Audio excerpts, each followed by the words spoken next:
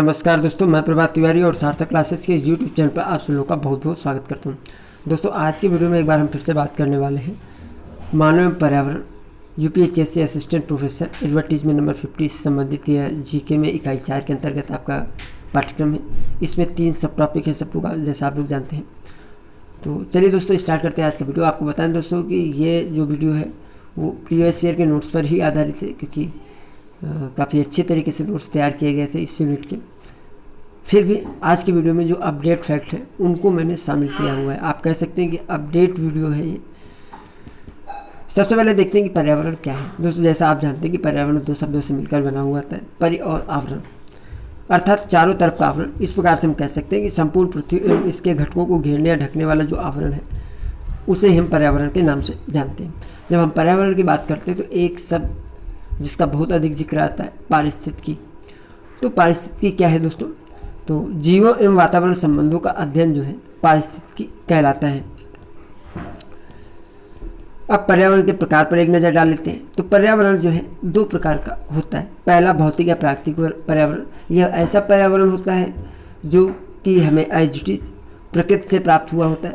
उदाहरण के तौर पर वन, पहाड़, नदियाँ आदि जो है भौतिक या प्राकृतिक पर्यावरण के अंतर्गत आते हैं। जबकि भौतिक या प्राकृतिक पर्यावरण में परिवर्तन करके जो नया पर्यावरण मानव द्वारा बनाया जाता है उसको हम मानवीय या सांस्कृतिक पर्यावरण के नाम से जानते हैं। भौतिक या प्राकृतिक पर्यावरण पुनः 3 प्रकार से इसको हम देख सकते हैं। भौतिक, ऊर्जा, जैव।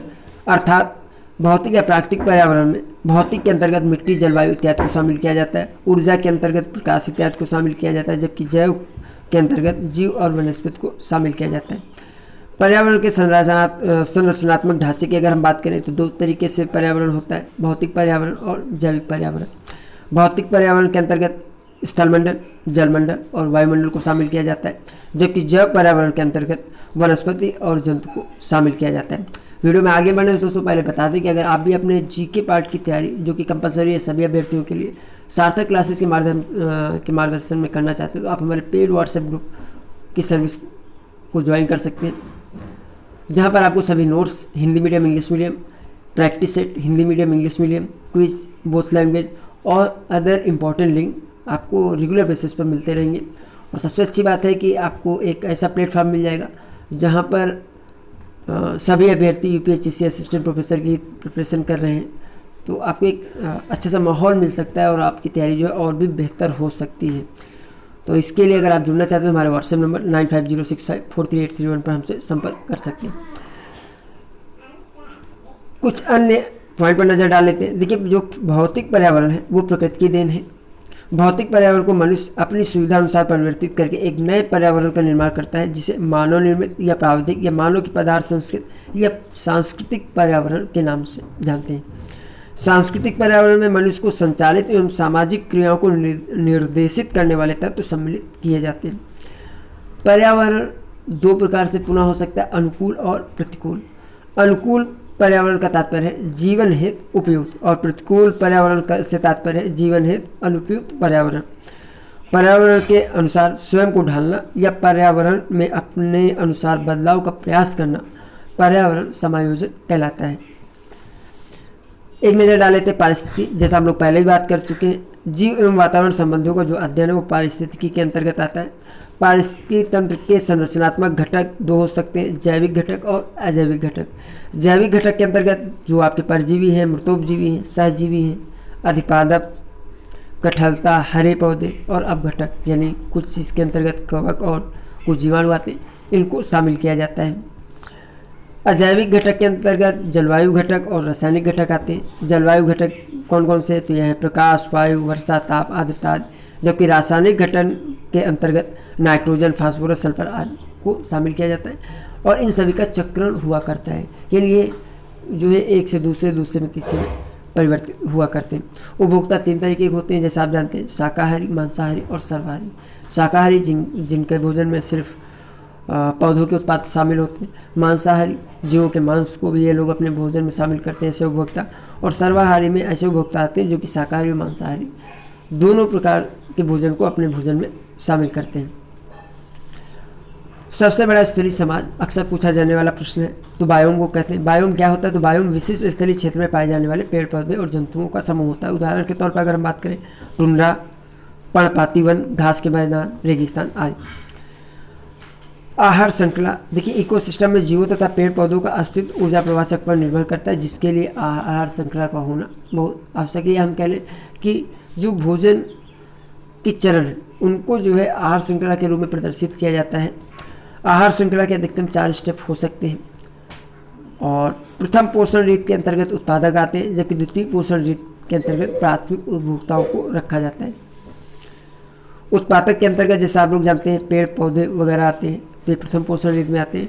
और पेड़ पौधों से जो डायरेक्ट भोजन या जिनको हम कह लें शाकाहारी जंतु हैं, वो प्राथमिक उपभोक्ता होते हैं और उनको जो है द्वितीय पोषण रीत के अंतर्गत रखा जाता है। प्रकाश संश्लेषण में संचित ऊर्जा सकल प्राथमिक उत्पादन के नाम से जानी जाती है और किसी भी इकोसिस्टम में जितनी छोटी आहार श्रृंखला होगी उतनी अधिक दक्ष होगी वह श्रृंखला और जीवों को उतनी ही ज़्यादा ऊर्जा उपलब्ध होगी। पर्यावरण के मानव पर प्रभाव पर अगर हम नजर डालें तो 5 तरीके से मानव पर प्रभाव पड़ सकता है। आर्थिक प्रभाव, सामाजिक प्रभाव, मानसिक प्रभाव, भौतिक प्रभाव, यह मानव की गतियों को प्रभावित करने वाले प्रभाव। अब आगे बढ़ते हैं और बात करते हैं प्रदूषण की। देखिए जो हमारा इकोसिस्टम है इसमें कोई भी बदलाव जिसका मानव जीवन पर हानिकारक प्रभाव पड़े प्रदूषण के अंतर्गत आता है।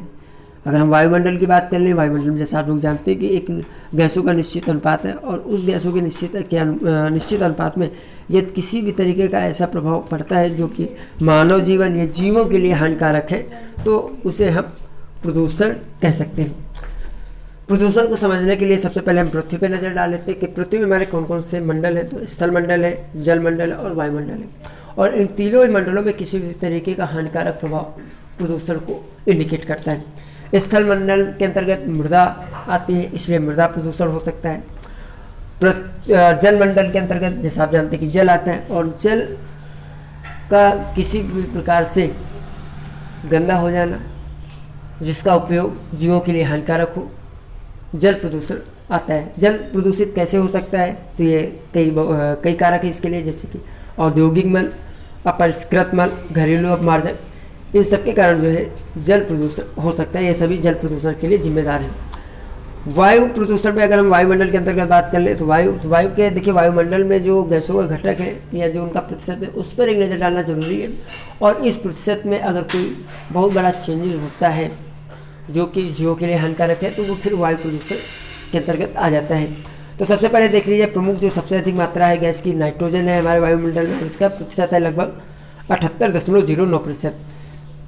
फिर ऑक्सीजन है 20.95%, आर्गन 0.93%, कार्बन डाइऑक्साइड 0.03%। देखिए इसका क्रम आपको बिल्कुल याद कर लेना है, ये प्रश्न कई तरीके से घुमा कर जो है एग्जाम में पूछा जाता है।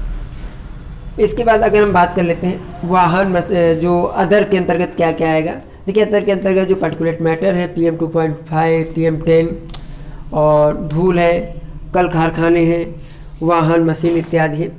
तो इनसे जो धुआं वगैरह निकलता है जिसमें कि carbon monoxide, sulphur dioxide, lead, H2S, CD, AS, aerosol आदि होते हैं। तो इनका जो प्रतिशत की मात्रा इनकी बहुत कम होती है, फिर भी यदि इनकी मात्रा किसी भी तरीके से बढ़ती है तो ये काफ़ी हानिकारक होते हैं।